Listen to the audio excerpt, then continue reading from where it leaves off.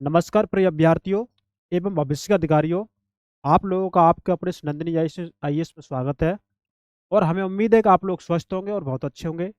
और जो आपकी 25 मई 2025 की आईएएस प्रीलिम्स परीक्षा की तैयारी में आप लोग जी तोड़ के मेहनत कर रहे होंगे। और जैसे कि आप लोगों को पता है, ये लेक्चर आपके इतिहास का एनसीईआरटी कवर क्लास 6 से लेकर क्लास 12 तक की जो एनसीईआरटी उसको कवर की जा रही है। और हमने यहाँ पर क्लास 6 से लेके क्लास 12 तक एनसीईआरटी करने का ऐसा शेड्यूल बनाया है जिससे आप लोग अपने इतिहास को मजबूत बना सकते हैं।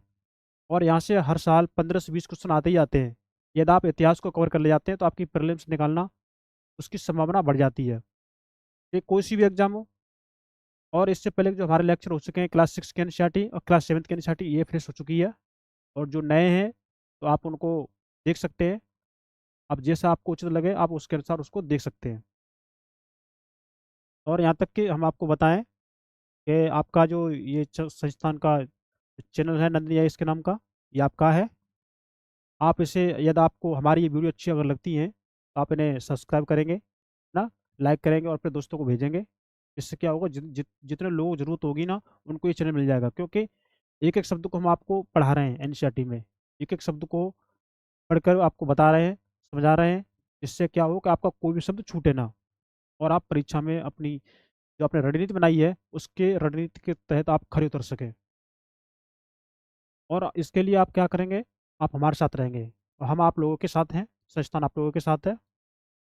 और ये आपके परिवार में कोई छोटे जन बच्चे जो क्लास 6 में पढ़ रहे हैं, 7th में पढ़ रहे हैं, 8th में पढ़ रहे हैं, या क्लास 12 तक जो पढ़ाई कर रहे हैं तो उनको भी ये भेज सकते हैं, है ना। तो उनको समझ बढ़ जाएगी, उनका अच्छे मार्क्स आएंगे। और जो आगे जब वो तैयारी करेंगे तो उनको इतनी ज़्यादा मेहनत करने की जरूरत नहीं पड़ेगी और वो चीज़ों को कवर कर ले जाएंगे। तो आज का हमारा जो पुस्तक का नाम है ना, और उसमें ये सामाजिक विज्ञान। और इसमें हमारे अतीत खड़, है ना, हमारा अतीत 3 के नाम से ये पुस्तक है। और हमने इसमें हमारे अतीत 1, हमारे अतीत 2 ये हमने पढ़ लिया है। ये हमारे क्लास 8 की जो पुस्तक है ये हमारे अतीत 3 है। हमारे अतीत मतलब अपने अपने अलग अलग अपने अपने अतीत होते हैं, है ना। राजा का अलग अपना अलग अतीत हो गया, किसान का अपना अलग अतीत हो गया, है ना, श्रमिक का अपना अलग अतीत हो गया। तो इसीलिए इस पुस्तक का नाम यही दिया गया कि हमारे अतीत है। तो ये कक्षा 8 के लिए इतिहास की पाठ्य पुस्तक है, जैसे कि आप देख सकते हैं। और इसमें इस चित्र को आप देखेंगे, है ना। इसमें आप चित्र को देखेंगे, ये पैदल सेना है, ये हाथ में तलवार लिए है। क्या है, ये पैदल सेना हाथ में तलवार लिए हुए है। और इनके पीछे घोड़े हैं, ये इन पर सेनापति चल रहे हैं इन पर, है ना। और ये जो हाथी पे जो सवार हैं ये महाराज जी, राजा जी बोलते हैं इनको, वो हैं, है ना, जो एक उसमें बैठे हुए हैं। और इनके पीछे भी घोड़ों की वो है सेना। तो ये घेरे में चल रहे हैं इनकी सुरक्षा के लिए, है ना, कहीं पर कोई किसी तरह का अटैक ना हो जाए। जैसे बड़े बड़े लोग बीच में चलते हैं और गार्ड वगैरह ये आगे पीछे चलते हैं, उस हिसाब से सिस्टम है। तो आप उसको लिंक कर सकते हो वहाँ से ना, देखिए अब घेराव बना हुआ है। तो हम इस पुस्तक में इन्हीं के बारे में पढ़ेंगे, जो एक एक शब्द को बड़ी अच्छी तरीके से पढ़ेंगे, है ना। हम आगे चलते हैं, जैसे कि हमने आपको बता दिया कि एनसीईआरटी का मतलब क्या होता है ना, राष्ट्रीय शैक्षिक अनुसंधान और प्रशिक्षण परिषद, है ना, एनसीईआरटी है। और इसी में हम आगे देखेंगे, ये चीज़ हमें पढ़ने की जरूरत नहीं है इन चीज़ों को, है ना, तो इसलिए हम इसको स्क्रॉल कर रहे हैं। और जो आपकी काम की चीज़ है, क्योंकि आपके समय को ध्यान में रख करके और आपका जो कीमती समय है उसके अनुसार ही हम चीज़ ये कर रहे हैं, है ना। तो ये अगर आपके पास पुस्तक है तो आप वहाँ से इसको पढ़ सकते हैं। इस चीज़ को वैसे इनको पढ़ने की जरूरत नहीं है ना, हमको जो पढ़ने की जो जरूरत है हम उनको ही हम पढ़ेंगे। आने वाला है इसमें, देखिए ये विषय सूची है ना, क्या है ये विषय सूची है। इसमें क्या किया दिया गया है, यानी कि हम चैप्टर का नाम देख लेते हैं, हमको ये चैप्टर इसमें पढ़ने हैं, है ना, क्योंकि हम एनसीईआरटी पढ़ रहे हैं, इतिहास की पढ़ रहे हैं एनसीईआरटी।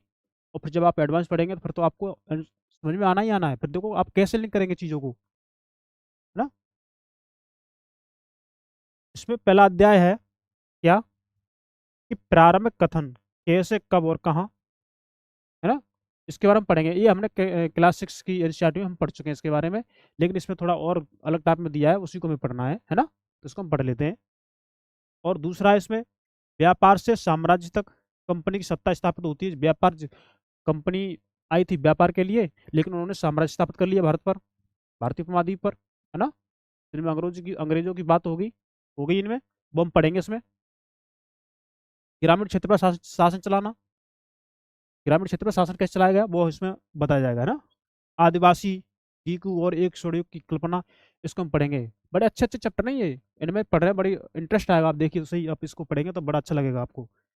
जब जनता बगावत करती है 1857, उसके बाद इसको हम पढ़ेंगे, है ना। जब जनता बगावत करती है तो इसको हम बताएंगे आराम से।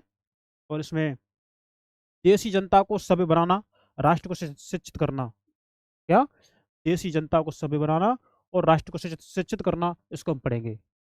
देश की जनता, उसको हम कैसे सभ्य बनाएंगे और उनको हम कैसे शिक्षित करेंगे, जिससे क्या होगा, हमारे देश का ग्रोथ होगा, है ना, समृद्धि होगी। महिलाएं जाति एवं सुधार, इसको हम पढ़ेंगे। क्या है, महिलाएं जाति एवं सुधार। 8वां अध्याय हमारा इसमें होगा राष्ट्रीय आंदोलन का संगठन, है ना, राष्ट्रीय आंदोलन हुआ, उसका संगठन कैसे हुआ। और 1870 के दशक से लेके 1947 तक का जो भी है ना, आजादी तक का जो समय है, उसके बारे में हम पढ़ेंगे। तो आपको मालूम पड़ गया हमें क्या क्या पढ़ना है ना। एक नज़र आप यहाँ डालेंगे, है ना, देख सकते हैं इनके स्थिति कैसी है, देखिए आप लोग। थोड़ा देखने में अच्छा लग रहा है ना, ये जो चित्र बना हुआ है, इस सभा सभा हो रही है में, है ना। इसमें जो राजा लोग बैठे हुए हैं, पूना के दरबार में संधि पर हस्ताक्षर करते हुए ब्रिटिश रेजिडेंट। 1790 का ये क्या है, ये 1790 का चित्र है ये। उस समय की जो उनकी इस संधि पर हस्ताक्षर कर रहे हैं ना, पूना के दरबार में, ये एक संधि है, उस पर क्या कर रहे हैं, हस्ताक्षर करते हुए ब्रिटिश रेजिडेंट। देखिए इनको, देखिए ये ब्रिटिश रेजिडेंट है, ये इन पर हस्ताक्षर कर रहे हैं जो संधि पत्र उस पर, उसको हम देख लेते हैं ना। देखिए उस समय भी ये प्रतिमा रखी हुई थी, है ना, विष्णु जी की प्रतिमा रखी हुई है, गणेश जी की रखी हुई है ना, आप देख सकते हैं उस समय मतलब मानते थे ये, तो फिर भी ये हो गया, है ना। तो अब हमारा अध्याय स्टार्ट हो गया पहला, है ना। अध्याय 1 है हमारा, कितना अध्याय, अध्याय 1 है, प्रारंभिक कथन। इसमें क्या, कैसे, कब और कहाँ हम इसको पढ़ेंगे, है ना। तो हमने कहा है कि हम एनसीईआरटी में एक एक शब्द को पढ़ रहे हैं, है ना, गहराई से पढ़ रहे हैं, उसी को हम जानेंगे। तारीखें कितनी महत्वपूर्ण होती हैं, ये इसमें बात कही गई है। ये तारीखें हैं वो कितनी महत्वपूर्ण होती हैं, है ना, तो इसी को हम पढ़ लेते हैं। कि एक वक्त था जब इतिहासकार तारीखों के जादू में ही खोए रहते थे, है? एक समय की बात बताई जा रही है, एक समय था कि जो इतिहासकार थे वो तारीखों के बारे में ही पता करते रहते थे, एक तरह से तारीखों का जादू ही मानते थे, उसमें ये खोए रहते थे। तो कब किस राजा की ताजपोशी हुई, है ना, कब किस राजा की ताजपोशी हुई, कब कौन सा युद्ध हुआ, है ना, जब युद्ध हुआ, कौन सा युद्ध हुआ, कब हुआ, कहाँ हुआ, कैसे हुआ, इनके बारे में वो पता करते रहते थे। इन्हीं तारीखों पर गर्मा गर्म बहसें चलती थी, है ना। राजाओं की जो जो ये कार्यकलाप थे, युद्ध करने के, संधि करने के, या फिर उनके घर में कौन सी संतान, कौन से बच्चे का जन्म हुआ, इनके बारे में ये पता करते रहते थे। तो इन्हीं पर इनकी बता रहे, इन्हीं पे गर्मा गर्म इनकी बहसें होती थी। आम समझे आम समझ के हिसाब से इतिहास को तारीखों का पर्याय माना जाता था। क्या मतलब, क्या माना जाता था, तारीखों का पर्याय माना जाता था इतिहास को। आपने भी लोगों को ये कहते हुए सुना होगा, क्या कहते हुए सुना होगा, कि इतिहास तो बहुत उबाऊ है भाई। क्या है, इतिहास तो बहुत उबाऊ है, मतलब थोड़ा ये लगता है कि इतनी तारीख है, इतनी चीज पढ़ने पड़ती है, थोड़ा उबाऊ टाइप का लगता है ना। तो ये बता रहे हैं, बस तारीखें रटते चलें, है ना, तारीखें रटते चलो, ये है डेट, है ना, कहते हैं इसमें डेट ज़्यादा याद करनी पड़ती है, इसमें घटनाएं ज़्यादा हैं, कब कौन से राजा ने कहाँ युद्ध किया, है ना, तो इस तरह की घटनाएं हमें याद भी नहीं रहती। तो ये इसमें बता रहे हैं, है ना, तो वही इसमें बताया गया है। क्या इतिहास के बारे में ये धारणा सही है, ये पूछ रहे हैं। क्या ये जो बताया गया है, क्या ये धारणा इतिहास के बारे में सही है, क्या आपको सही लग रही है? इसमें कोई शक नहीं है कि इतिहास अलग अलग समय पर आने वाले बदलावों के बारे में ही होता है। मतलब इसमें कोई शक की बात नहीं है कि जो आने वाले जो अलग अलग समय है ना, जो आ चुका है समय पहले अलग अलग समय में, तो वही इतिहास इसके बारे में बताया गया है कि वही उसी इतिहास के बारे में, बदलाव के बारे में होता है। इसका संबंध इस बात से है, किस बात से है, इसका संबंध किस बात से है कि अतीत में चीजें किस तरह की थी, अतीत में जो चीजें थी वो किस तरह की थी, और उनमें क्या बदलाव हुआ, है ना, और उनमें क्या बदलाव हुआ। जैसे ही हम अतीत और वर्तमान की तुलना करते हैं, हम समय का जिक्र करने लगते हैं, क्या करने लगते हैं, उस समय का जिक्र करने लगते हैं। हम पहले और बाद में की बात करने लगते हैं, क्या करते हैं, पहले की बात और बाद की बात को करने लगते हैं। ये आपके इतिहास में बताया गया है ना।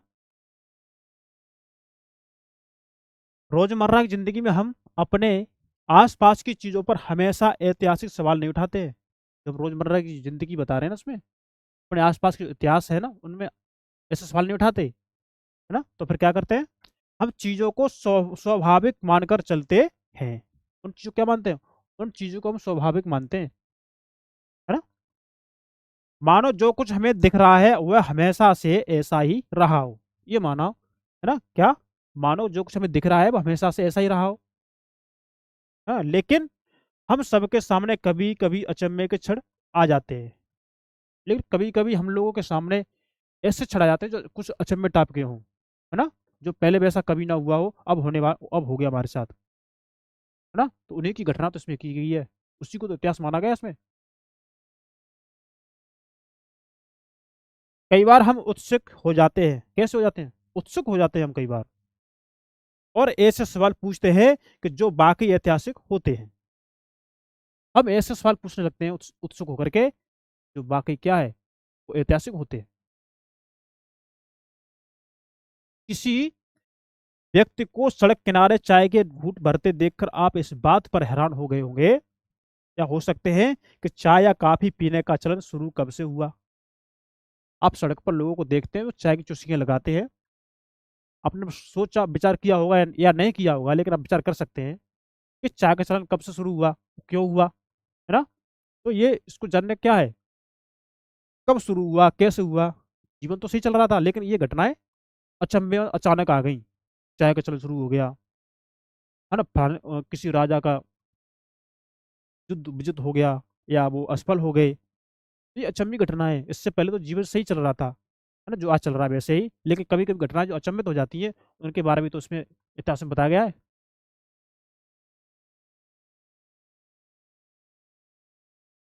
इस बात पर हैरान हो सकते हैं कि चाय या कॉफी पीने का चलन शुरू कब से हुआ होगा, या आप समझ सकते हैं कि रेलगाड़ी की खिड़की से बाहर झांकते हुए आपके जहन में यह सवाल जरूर उठा होगा या उठ सकता है कि रेलवे का निर्माण कब हुआ, कि रेलवे का निर्माण कब हुआ। तो वो इतिहास की तो बात हो गई कि रेलवे का निर्माण इस समय हुआ था, इन व्यक्ति ने किया था, है ना। रेलगाड़ी के आने से पहले लोग दूर दूर की यात्रा किस तरह कर पाते थे, ये भी सवाल उठ सकता है। अभी रेलगाड़ी की यात्रा संभव है, हम एक स्थान से दूसरे दूर स्थान तक आसानी से जा सकते हैं, लेकिन जब रेलगाड़ी नहीं चलती थी तब यात्रा लोग कैसे करते थे, उस बात का इसमें आपके दिमाग में विचार आ सकता है। सुबह सुबह अखबार पढ़ते हुए आप यह जानने के लिए उत्सुक हो सकते हैं कि जिस जमाने में अखबार नहीं छपते थे, उस समय लोगों को चीजों की जानकारी कैसे मिलती थी, बताइए।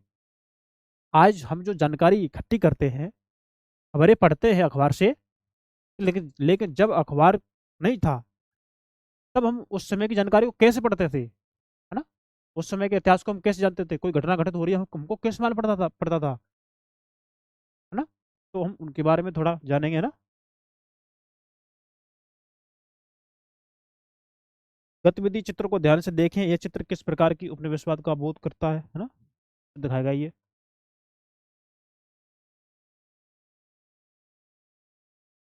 और उसमें थोड़ा जो बताया भी गया है वो थोड़ा देख लेते हैं, है ना, के बारे में देखिए।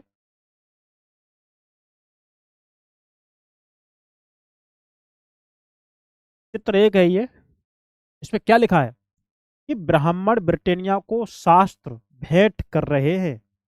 जो ये ब्राह्मण है ना, ये ब्राह्मण, ये ब्रिटेनिया क्या कर रहे हैं? शास्त्र भेंट कर रहे हैं।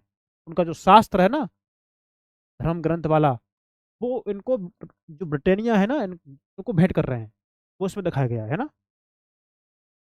जेम्स रेनल द्वारा तैयार किए गए पहले नक्शे का आवरण चित्र 1782, रॉबर्ट क्लाइव ने रेनल को हिंदुस्तान के नक्शे तैयार करने का काम सौंपा। किसका नक्शा?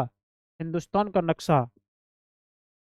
किसको? रेनल को हिंदुस्तान का नक्शा तैयार करने का काम सौंपा, है ना। जेम्स जेम्स रेनल द्वारा तैयार किए गए पहले नक्शे का आवरण चित्र, इसमें देख लीजिए अब। भारत पर अंग्रेजों की विजय के समर्थक रेनल को वर्चस्व स्थापित करने की प्रक्रिया में नक्शे तैयार करना बहुत महत्वपूर्ण लगता था। क्या? उनको नक्शे तैयार करने में बहुत अच्छा या बहुत महत्वपूर्ण लगता था। इस तस, इस तस्वीर में दिखाया गया है कि भारत के लोग स्वेच्छापूर्वक अपने प्राचीन पवित्र ग्रंथ ब्रिटिश सत्ता की प्रतीक ब्रिटेनिया को सौंप रहे हैं, है ना। क्या कर रहे हैं? ये जो ब्रिटिश सत्ता है ना, तो ब्रिटिश सत्ता की प्रतीक ब्रिटेनिया को सौंप रहे हैं। मानो भाई उसे भारतीय संस्कृति की रक्षा के लिए आने का आग्रह कर रहे हैं। मतलब जो भारतीय संस्कृति है उसकी रक्षा के लिए आग्रह कर रहे हैं, ऐसा इसमें बताया गया है। आगे देखेंगे क्या है। ये सारे ऐतिहासिक सवाल हमें समय के बारे में सोचने के लिए प्रेरित कर देते हैं। ये सारे जो ऐतिहासिक जो सवाल है ना, इनके बारे में, इनके समय के बारे में हमें सोचने के लिए प्रेरित करते हैं ये। हमें सोचना पड़ जाता है इनके बारे में। समय को हमेशा साल या महीनों के पैमाने पर ही नहीं देखा जा सकता। समय ना, उसको साल में, उसको महीने के पैमाने पर हम नहीं देख सकते या नहीं देखा जा सकता। तो फिर क्या? कई बार ऐसी प्रक्रियाओं के लिए कोई तारीख तय करना बाकी गलत होता है, जो एक लंबे समय तक चलती रहती है।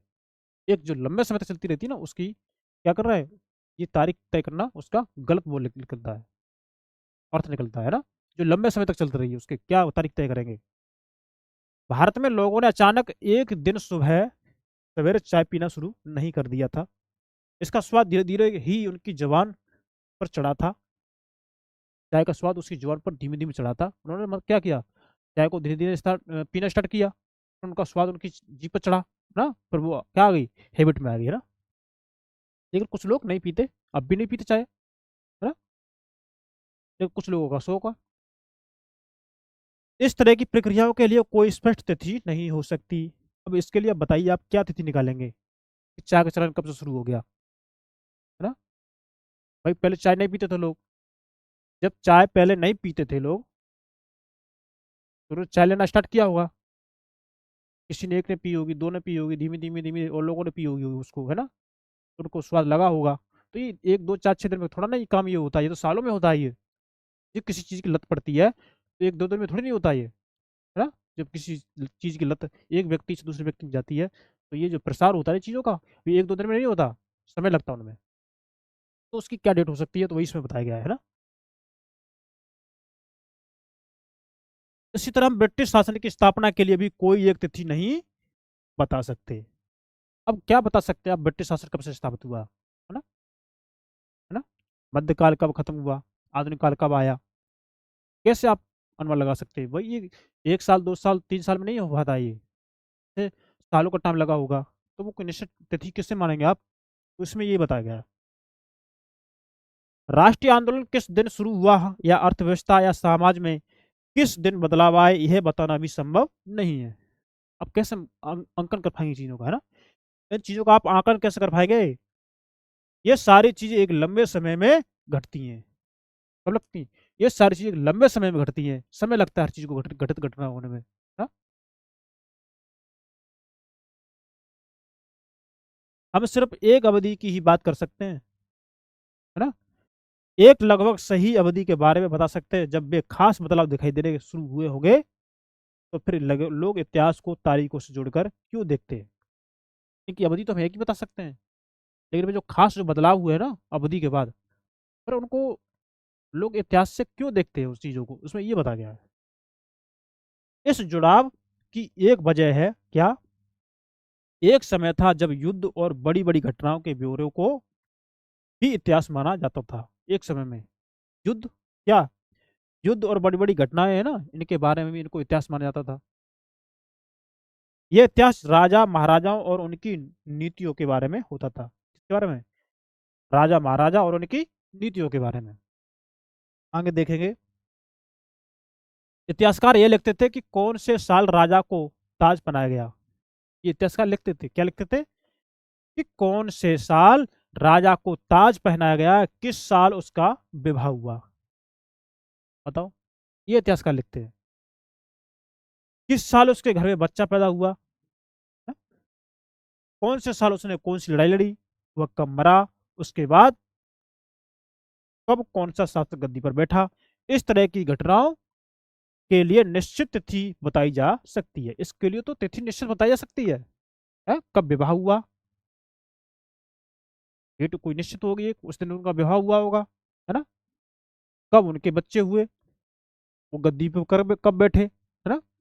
कौन सा युद्ध लड़ा, वो जीते या हारे, या वो युद्ध में मारे गए। तो इनके बारे में तो आप तिथि लिख सकते हैं। लेकिन आधुनिक कब आया, मध्यकालीन कब हुआ, है ना, इन चीजों के बारे में थोड़ा, ये एक दो दिन में तो होता नहीं है, महीने दो महीने भी नहीं होता, समय लगता है ना, तो उसके लिए कोई निश्चित डेट देना संभव नहीं लगता, है ना। तो इस तरह के इतिहासों में तिथियों का महत्व बना रहता है। इन चीजों के बारे में जो मैंने बताया, इनके बारे में इतिहासों में तिथियों का महत्व बना रहता है। जैसा कि पिछले 2 सालों की इतिहास की किताबों में, आपने 2 साल की जो इतिहास की जो आपने किताबें पढ़ी हैं एनसीईआरटी की, उसमें आपने देखा है कि अब इतिहासकार बहुत सारे दूसरे मुद्दों और दूसरे सवालों के बारे में भी लिखने लगे। क्या करने लगे? इतिहासकार दूसरे सवाल, दूसरे मुद्दे पर भी लिखने लगे। देखा है, किताबें पढ़ी है आपने। वे इस बात पर ध्यान देते हैं कि लोग किस तरह अपनी रोजी रोटी चलाते थे। क्या करते थे? वो किस तरह अपनी रोजी रोटी चलाते थे, उसके बारे में बताया गया है ना। क्या पैदा करते थे, है? और क्या खाते थे। शहर कैसे बने और बाजार किस तरह फैले, किस तरह रियासतें बनी, नए विचार पनपे और संस्कृति व समाज किस तरह बदले, इनके बारे में आपको बता दिया, है ना। अभी आप इससे देखेंगे, चित्र 2 है ये, है ना। विज्ञापनों से भी पसंद नापसंद तय होती है, देखिए आप, है ना। लिप्टन टीस लिखा है इसमें ना, देखेंगे। पुराने विज्ञापनों से हमें यह समझने में मदद मिलती है क्या, कि नए उत्पादों के लिए बाजार किस तरह तैयार हुए, ना। किसके लिए?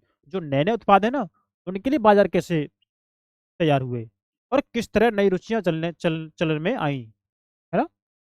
तो 1922 में लिप्टन चाय के लिए तैयार किया गया यह विज्ञापन इस बात की ओर संकेत करता है, कब? 1922 में जो लिप्टन चाय के लिए तैयार किया गया ये जो है ना विज्ञापन, इस बात की ओर संकेत करता है कि दुनिया भर के शाही लोग यही चाय पीते थे। मतलब बड़े बड़े लोग, शाही लोग क्या करते थे, वो यही चाय पीते थे, ऐसा इसमें बताया गया है। इस तस्वीर में पीछे की तरफ एक भारतीय महल दिखाई दे रहा है ना, है ना।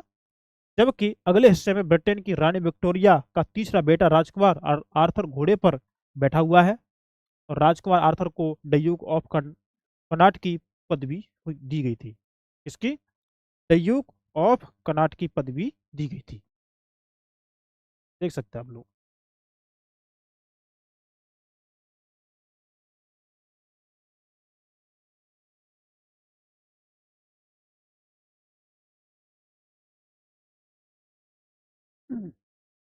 अब थोड़ा देख लेते हैं कि कौन सी तारीखें, है ना, कौन सी तारीखें वो हम पढ़ेंगे।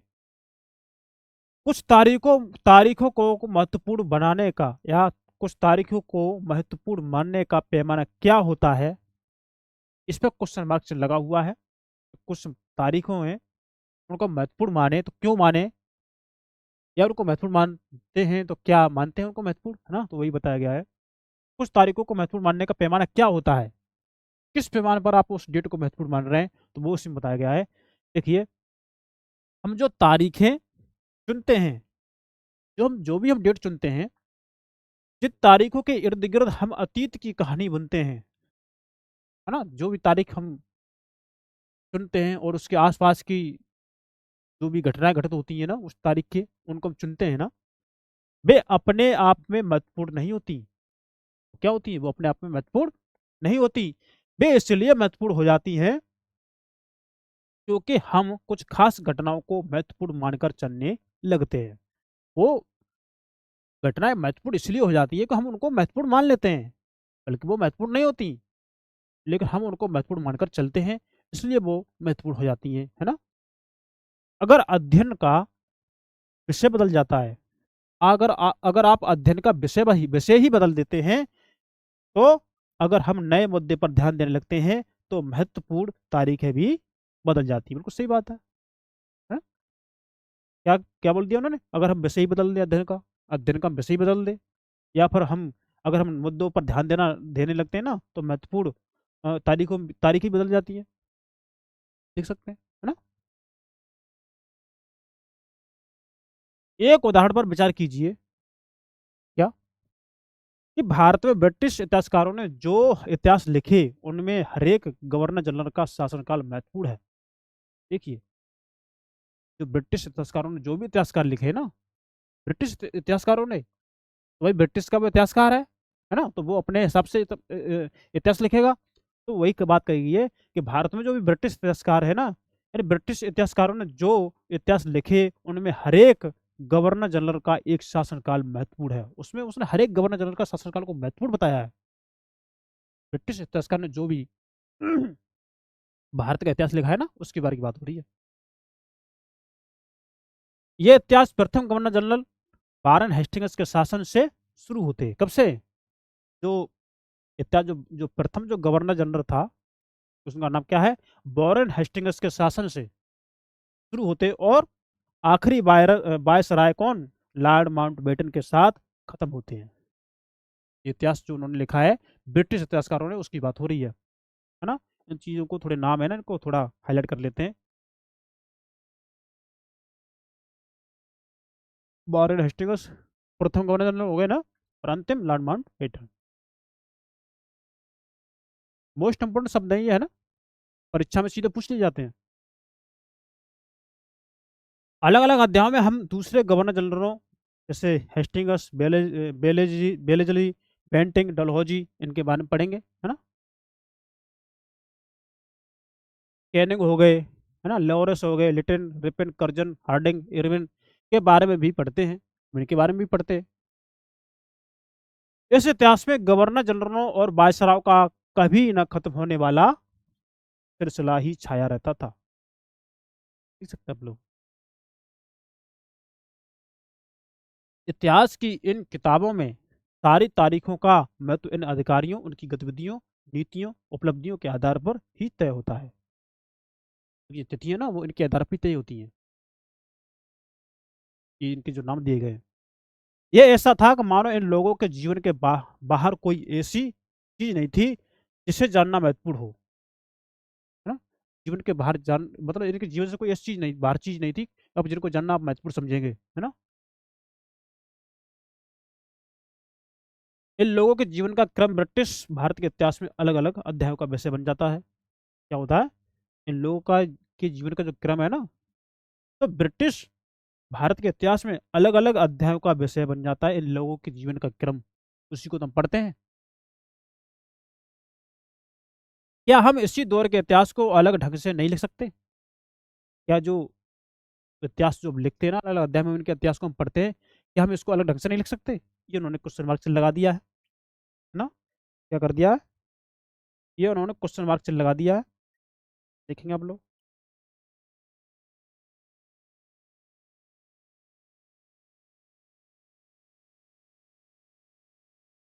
और ये थोड़े गवर्नर जनरल इनको देख लीजिए, ये उम्र देख लीजिए, आपको कितनी उम्र लग रही होगी इनकी एज। थोड़े नए हैं, हाँ, उम्र में नए लग रहे हैं ये। तो वॉरेन हेस्टिंग्स हैं ये, है ना।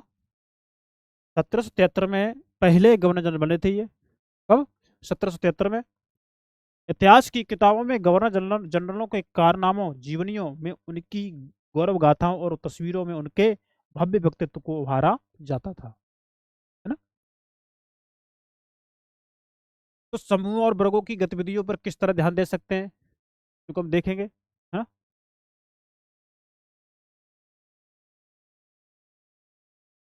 ये थोड़ा छूट गया है ना।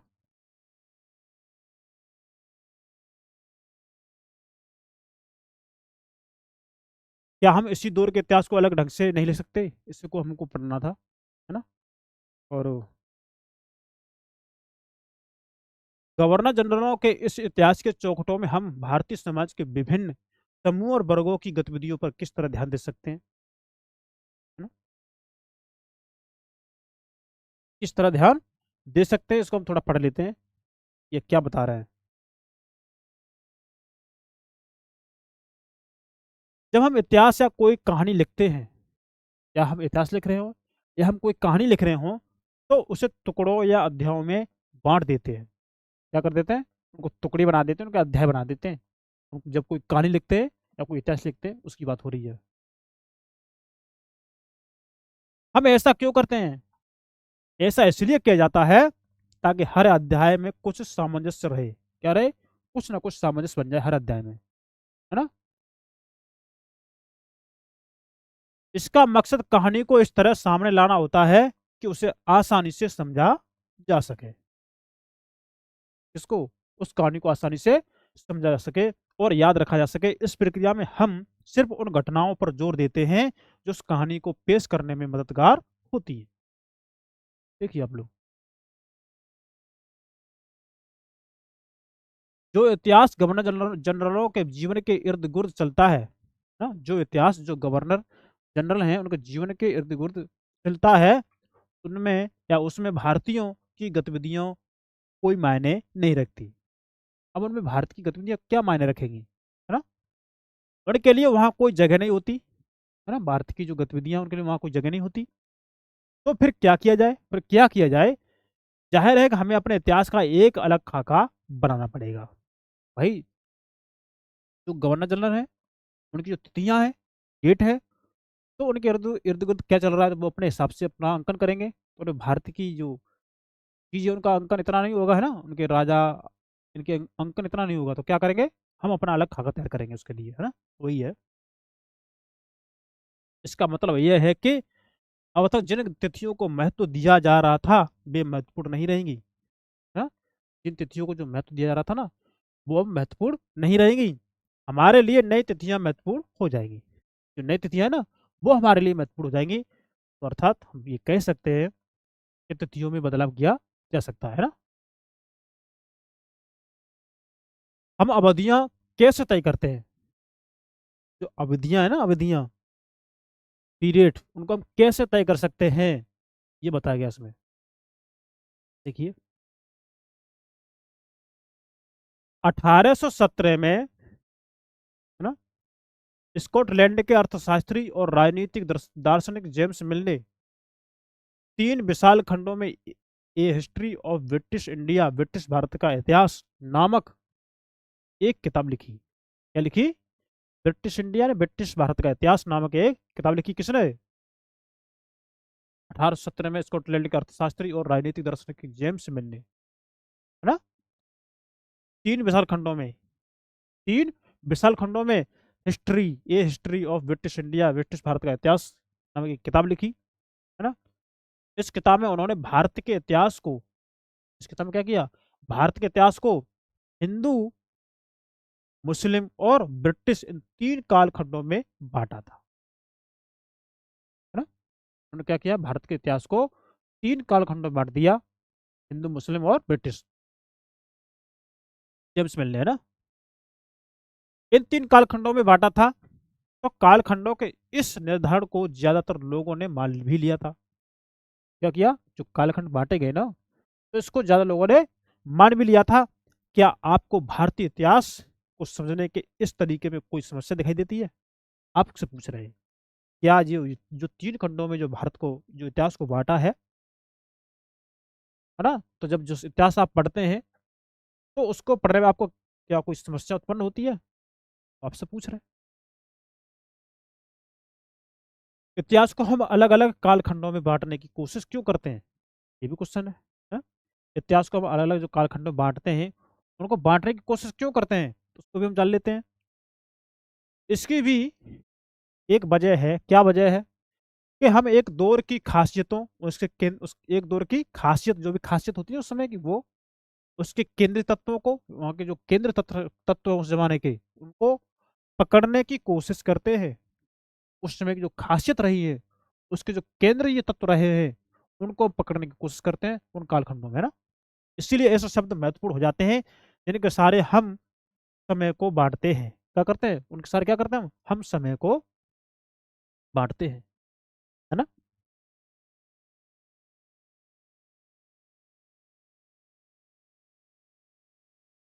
ये शब्द अतीत के बारे में हमारे विचारों को दर्शाते हैं। क्या करते हैं, अतीत में जो हमारे विचार रहे ना, तो ये शब्द वहाँ हमारे विचारों को दर्शाते हैं। वे हमें बताते हैं कि एक अवधि से दूसरी अवधि के बीच आए बदलावों का क्या महत्व होता है। एक अवधि से लेके दूसरी अवधि के बीच में जो आए विचार हुए हैं, उनमें बदलाव हुआ है, क्या महत्व होता है, ये बताते हैं ना? ये बताते हैं ना? बताते हैं कि एक अवधि से दूसरी अवधि के बीच आए बदलावों का क्या महत्व होता है, ये बताते हैं ना। मिल को लगता था, मिल को क्या लगता था ना? इतिहास को तीन भागों किसने बांटा, मिल ने बांटा, है ना। तो मिल को क्या लगता था कि सारे ऐसे समाज सभ्यता के मामले में, जो भी ऐसे समाज है ना, वो सभ्यता के मामले में यूरोप से पीछे है। ये मेरे को लगता था कि सारे ऐसे समाज है ना, वो यूरोप की सभ्यता से पीछे है, यूरोप उनसे आगे है, ऐसा मेरे को लगता था। इतिहास की उनकी समझदारी ये थी कि भारत में अंग्रेजों के आने से या पहले, या हिंदू और मुसलमान तानाशाह का ही राज चलता था। यहाँ चारों ओर केवल धार्मिक बैर, जातिगत बंधनों और अंधविश्वासों का ही बोलबाला था। मतलब जब अंग्रेज आए तो उससे पहले की बात हो रही है, उस समय इन चीजों का बोलबाला था, अंधविश्वास का बोलबाला था, बैर था आपस में, है ना, अस्पृश्यता थी। तो ये था उस समय, तो इनके बारे में उन्होंने बताया है। गतिविधि थोड़ा पढ़ लेते, क्या है ना, अपनी माँ या परिवार के किसी अन्य सदस्य से बात करके उनके जीवन के बारे में पता लगाए। अब उनके जीवन को अलग अलग कालखंडों में बांटे और प्रत्येक अवधि की महत्वपूर्ण घटनाओं की सूची बनाए, है ना। स्पष्ट करें कि अब आपने कालखंडों को किस तरह तय किया है ना, आपने कालखंडों को किस तरह तय किया है, इसके बारे में बात की गई है। अब मिल की राय में ब्रिटिश शासन भारत को सभ्यता की राह पर ले जा सकता है ना, क्या कर सकता है, ब्रिटिश शासन भारत की सभ्यता है ना, उसकी राह पर ले जा सकता है। इस काम के लिए जरूर था कि भारत में यूरोपीय शिष्टाचार, कला, संस्थानों और कानूनों को लागू किया जाए, है ना? मिलने तो यह तक सुझाव दिया था कि अंग्रेजों को भारत के सारे भूभाग पर कब्जा कर लेना चाहिए था। मिल ने यह सुझाव दिया था, क्या कहा, कि अंग्रेजों को पूरे भारत पर कब्जा कर लेना चाहिए था, है ना, जिससे जाति पाति, अस्पृश्यता, बैर, भेदभाव ये खत्म हो जाए, है ना, और राष्ट्रीयकरण हो जाए, मतलब केंद्रीकृत हो जाए। ये जो अखंड भारत था ना, वो टुकड़ों में जो बटा हुआ भारत था, वो अखंड भारत हो जाए। तो ये उनका कहना था ना, ताकि भारतीय जनता को ज्ञान और सुखी जीवन प्रदान किया जा सके, इनका कहना ये है। उनका मानना था कि अंग्रेजों की मदद के बिना हिंदुस्तान प्रगति नहीं कर सकता, ये मिल का मानना था। अंग्रेज के बिना हिंदुस्तान प्रगति नहीं कर सकता। इतिहास की इस धारणा में अंग्रेजी शासन प्रगति और सभ्यता का प्रतीक था। क्या था? इतिहास की इस धारणा में अंग्रेजी शासन प्रगति और सभ्यता का क्या था, प्रतीक था। देखिए, अंग्रेज अंग्रेज शासन को कैसे इन्होंने बढ़ाकर इसमें लिखा है ना। अंग्रेज शासन से पहले सारा अंधकार का दौर था। क्या है लिखा है इसमें, अंग्रेजी शासन है ना, इस अंग्रेजी शासन से पहले क्या था, अंधकार का दौर था। या इस तरह की धारणा को स्वीकार किया जा सकता है? जो ये धारणा है, क्या आप इसको स्वीकार कर सकते हैं? बताइए। हाँ, कर सकते हैं स्वीकार? क्या इतिहास के किसी दौर को हिंदू या मुसलमान दौर कहा जा सकता है? बताइए। इतिहास के किसी दौर को आप हिंदू या मुसलमान दौर कह सकते हैं? क्या इन सारे दौरों में कई तरह के धर्म एक साथ नहीं चलते थे? ये दौर थे ना, इनमें जो धर्म थे सारे, वो एक साथ चलते थे या नहीं? है? किसी युग को केवल उस समय के शासकों के धर्म के हिसाब से तय करने की जरूरत क्या है? है? केवल उस समय के शासकों के धर्म के हिसाब से तय करने की जरूरत क्या है? अगर हम ऐसा करते हैं तो इसका मतलब यह कहना चाहते हैं कि औरों के जीवन और तौर तरीकों का कोई महत्व नहीं होता है। औरों के जीवन जो तौर तरीके हैं ना, उनका कोई महत्व नहीं होता। हमें याद रखना चाहिए कि प्राचीन भारत में सारे शासकों का भी एक धर्म नहीं होता। क्या हो गया कि प्राचीन भारत में जो सारे शासक थे ना, उनका भी एक धर्म नहीं होता था। उनके भी धर्म अलग अलग होते थे, है ना, ये इसमें बात कही गई है।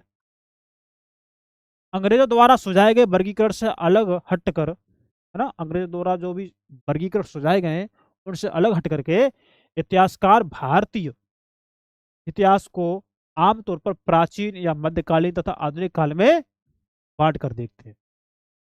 हाँ? क्या करते हैं? भारतीय इतिहास को आमतौर पर क्या करते हैं? प्राचीन, मध्य और आधुनिक काल में बांट कर देखते हैं। ये अंग्रेजों द्वारा सुझाव दिया है। ये अंग्रेजों द्वारा सुझाए गए वर्गीकरण से अलग हटकर इतिहास की इसके और बात की गई है ना। इतिहास को इन खंडों में बांटने की थी। ये समझ भी पश्चिम से आई थी। कहाँ से? पश्चिम से आई है।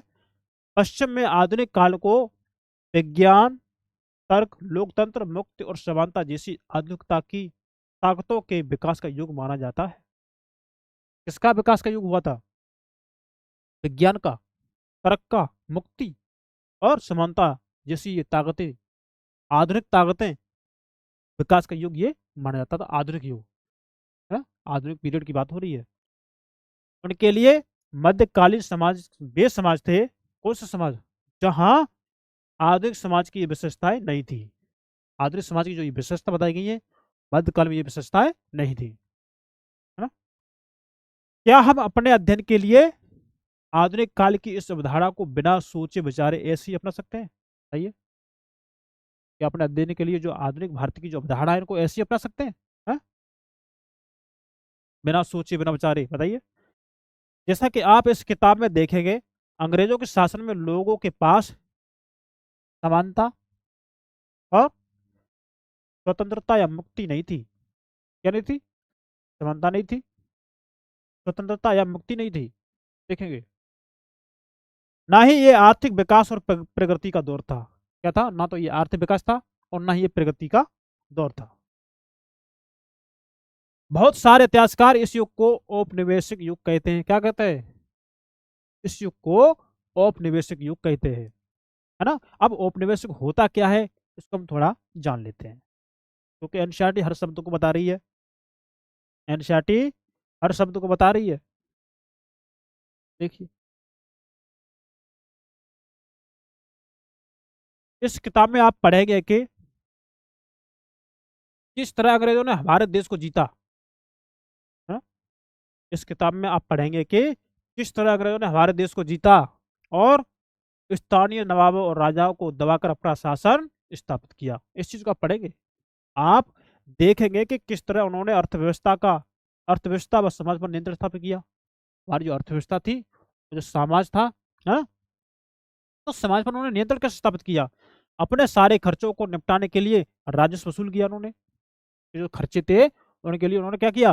राजस्व वसूल किया अपने खर्चों को निपटाने के लिए। अपने जरूरत की चीजों को सस्ती कीमत पर खरीदा उन्होंने। जो जो चीजें उनके लिए जरूरत थी, है ना, जरूरी चीजें थी, उनको सस्ते दाम पर खरीदा। और निर्यात के लिए महत्वपूर्ण फसलें, जो जिन फसलों का निर्यात करते थे उनका कौन कौन सी फसलें थी, तो निर्यात के लिए महत्वपूर्ण फसलों की खेती कराई। और इन सारी कोशिशों के कारण क्या बदलाव आए? क्या बदलाव आए? आप ये भी जानेंगे कि ब्रिटिश शासन के कारण यहाँ की मूल्य मान्यताओं और पसंद नापसंद, मूल्य मान्यताओं और पसंद नापसंद, रीत रिवाज व तौर तरीकों में क्या बदलाव आए। हाँ? जब एक देश पर दूसरे देश के दबदबे से इस तरह के राजनीतिक, है ना, एक देश से जब दूसरे देश के जो दबदबा होता है ना, उस दबदबे के अंतर्गत राजनीतिक, आर्थिक, सामाजिक और सांस्कृतिक बदलाव आते हैं, तो इस प्रक्रिया को औपनिवेशीकरण कहा जाता है। तो उन्होंने, आपके एनसीईआरटी ने औपनिवेशीकरण को भी बता दिया। तो औपनिवेशीकरण होता क्या है?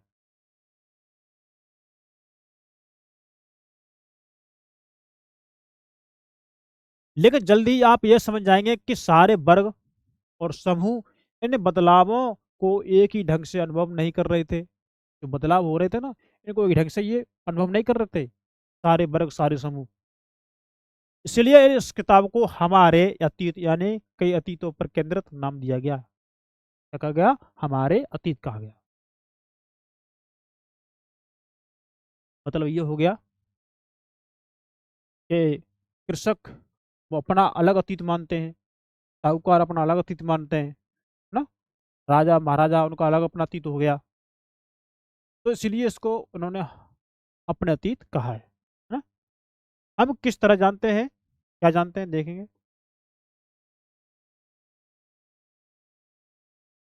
भारतीय इतिहास के भारतीय इतिहास के पिछले 250 साल का इतिहास लिखने के लिए इतिहासकार कौन कौन से या कौन से स्रोतों का इस्तेमाल करते हैं? 250 साल का इतिहास लिखने के लिए इतिहासकार कौन से स्रोतों का इस्तेमाल करते हैं, है ना। और प्रशासन अभिलेख तैयार करता है। क्या करता है? प्रशासन अभिलेख तैयार करता है, इसको हम जानते हैं। अंग्रेज शासन द्वारा तैयार किए गए सरकारी रिकॉर्ड इतिहासकारों का एक महत्वपूर्ण साधन होते हैं। क्या होते हैं? एक महत्वपूर्ण साधन होते हैं। अंग्रेजों की मान्यता थी कि चीजों को लिखना बहुत महत्वपूर्ण होता है। क्या था, क्या होता है कि चीजों को लिखना बहुत ही महत्वपूर्ण होता है। उनके लिए हर निर्देश, हर योजना, नीतिगत फैसले, सहमति, जांच करो या साफ जांच जांच करो, साफ साफ लिखना जरूरी था, है ना। क्या करना? जांच करना और साफ साफ लिखना जरूरी था। ऐसा करने के बाद चीजों का अच्छी तरह अध्ययन किया जाता था, हाँ? अध्ययन किया जा सकता था और उन पर वाद विवाद किया जा सकता है। क्या होता है? उन पर वाद विवाद किया जा सकता है। इस समझदारी के चलते ज्ञापन, टिप्पणी और प्रतिवेदन पर आधारित शासन की संस्कृति पैदा हुई। क्या हुई थी? शासन की संस्कृति पैदा हुई थी। अब देखिए क्या हुई थी? शासन की संस्कृति पैदा हुई थी।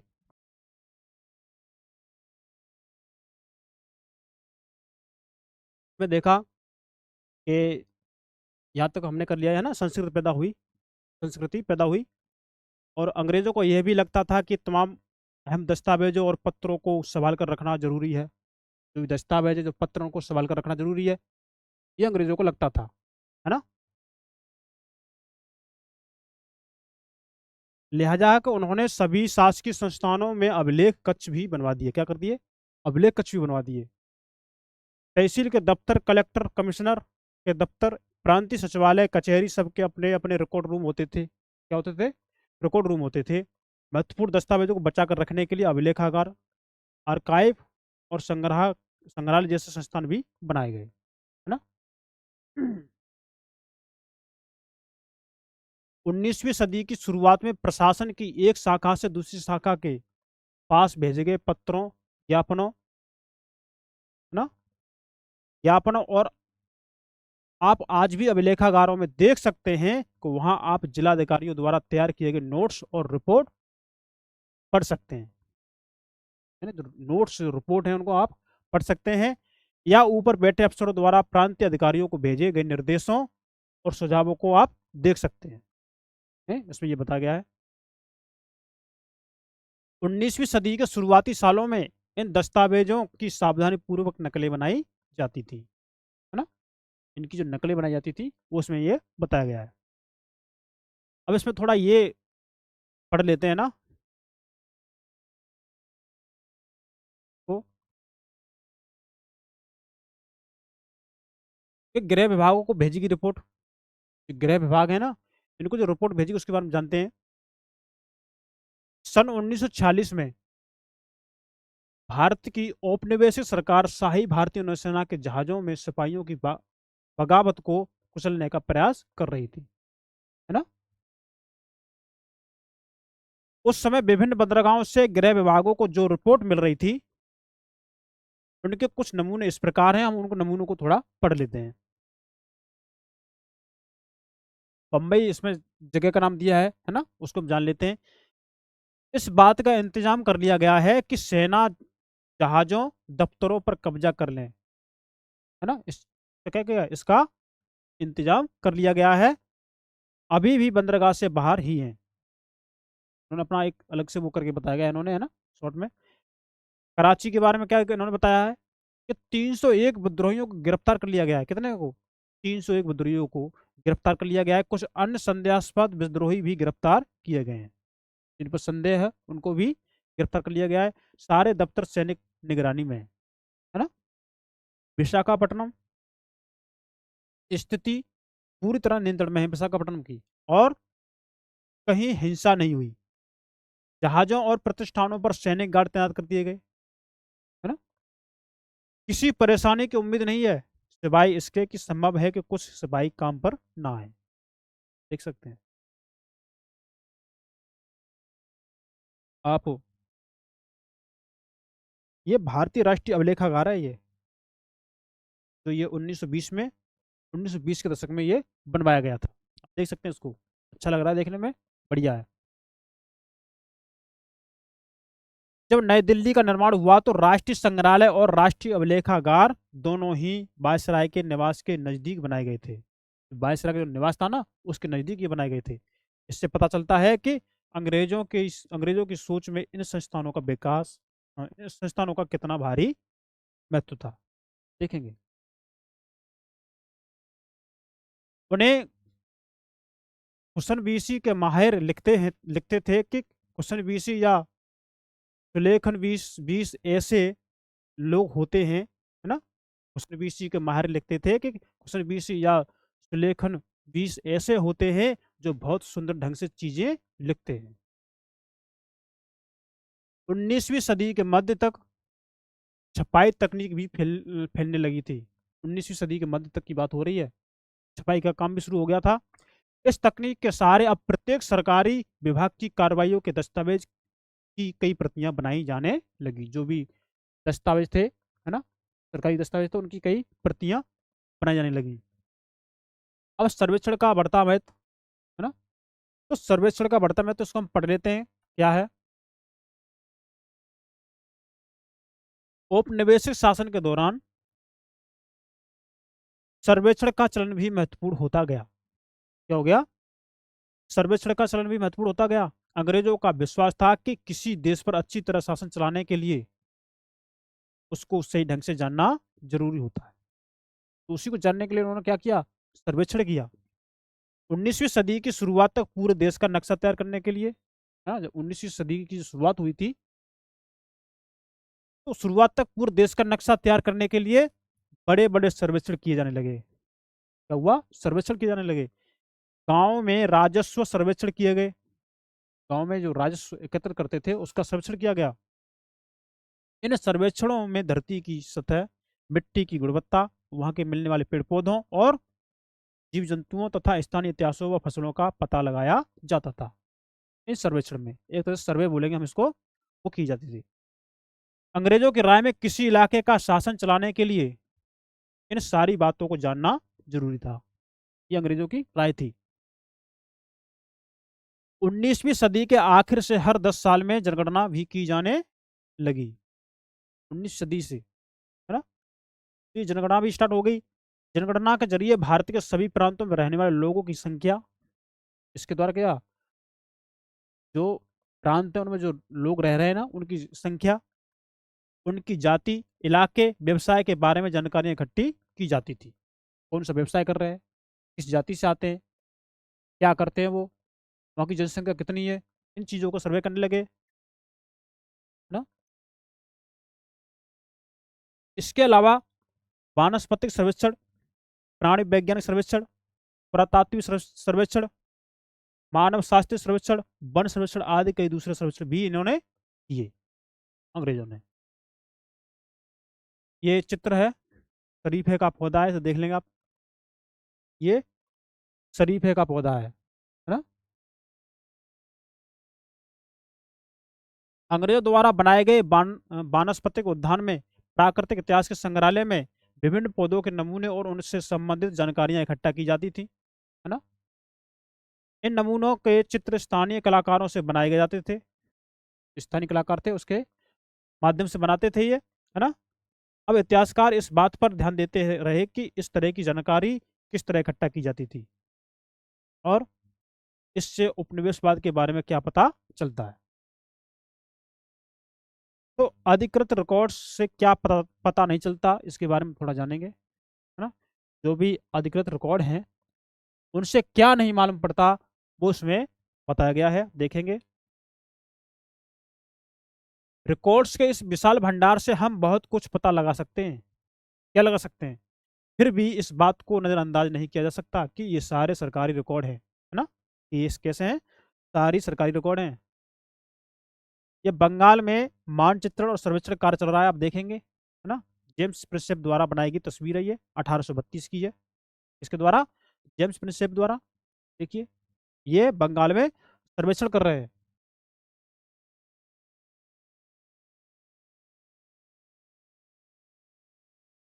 ध्यान से देखिए कि सर्वेक्षण में इस्तेमाल होने वाले सारे उपकरणों को चित्र के अगले हिस्से में दिखाया गया है। चित्रकार इस परियोजना के वैज्ञानिक स्वरूप पर खास तौर से जोर देना चाहता है ना। स्रोत इसमें पढ़ चुके आप, हैं।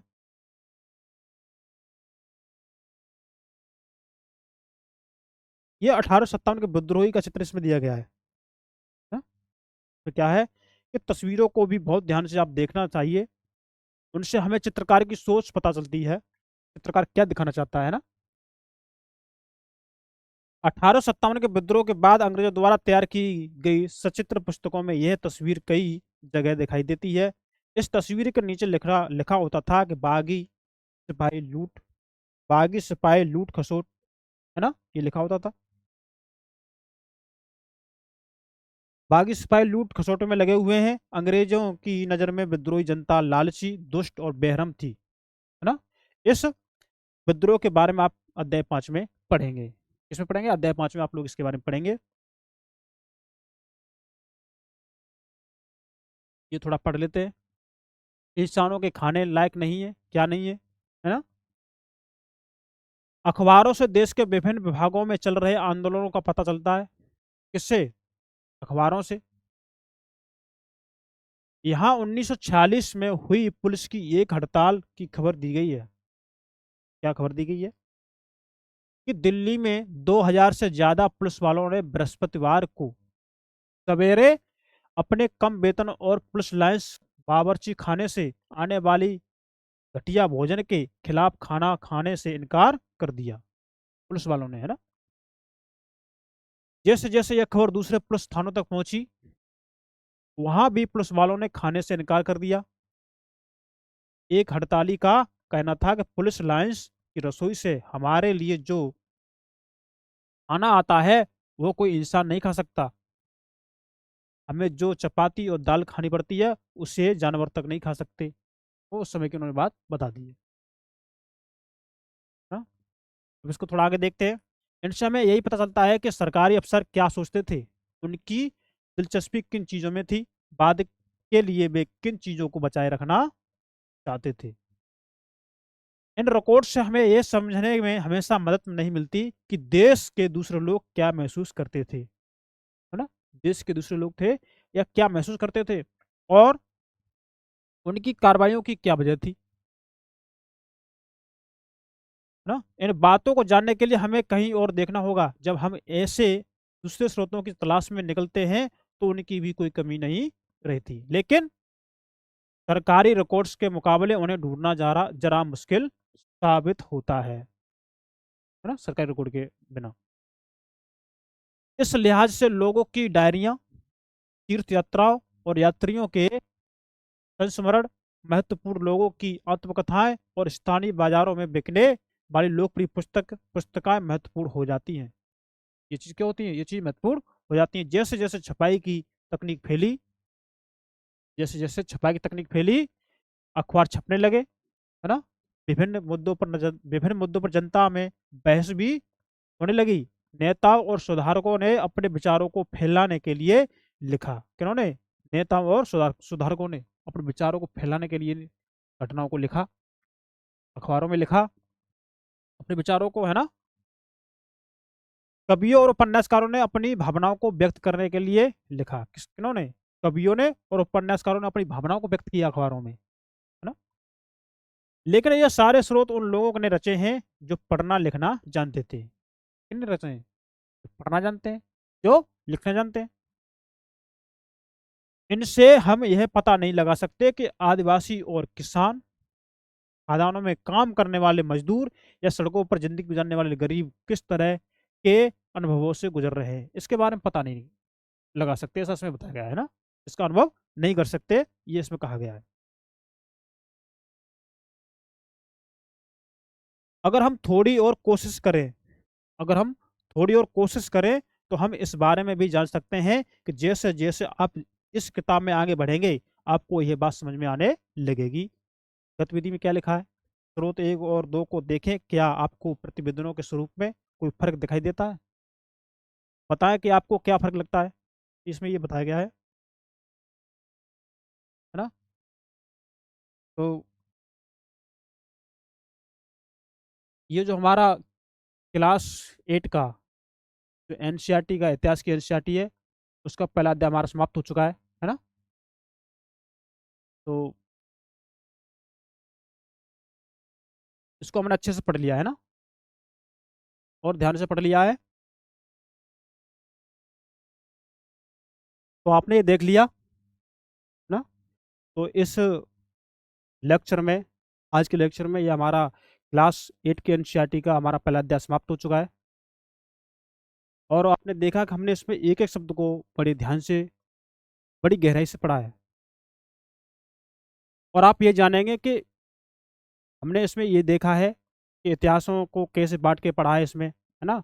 अब किस समय के इतिहास को किस तरह देखना चाहिए, कौन कौन सी चीज़ें, कौन कौन सी नीतियाँ इसमें अपनाई गई थी, तो ये थोड़ा उसका बेसिक परिचय था। अब जो असली इतिहास होगा वो अगली क्लास में जो अध्याय 2 है ना, उससे स्टार्ट होगा, और आपको इसको और डीप पढ़ने में और अच्छा लगेगा। तो यदि आपको हमारी ये वीडियो अच्छी लगती है तो इसे आप अपने दोस्तों को शेयर करेंगे, है ना। ये आपका संस्था नंदिनी आईएएस आपका ही है, तो आप इसे लाइक करेंगे और सब्सक्राइब करेंगे। और आज के लिए हम इतना ही रखते हैं, मिलते हैं नेक्स्ट क्लास में। सबके लिए नमस्कार, थैंक यू, धन्यवाद, बाय बाय, ध्यान रखिए, ख्याल रखिए अपना, थैंक यू।